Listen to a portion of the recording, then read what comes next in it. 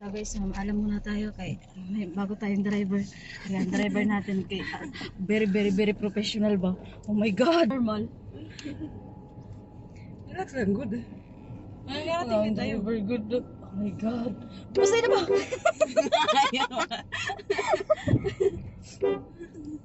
Ayun na guys, pag hindi na po kami nakarating sa aming paroroonan, alam nyo na. Ano naman problema, yung hospital din naman yung punta natin.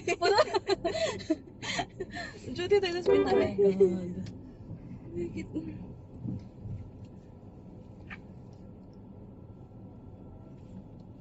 Oh, diba? Ingat na ingat ako. Busy na ba? Busy na ba? U-turn ba? U-turn.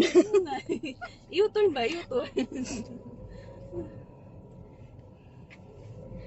yung heartbeat ko ba? Kasi pa kinakabahan yan. Ayun na. Pwede na, pwede na.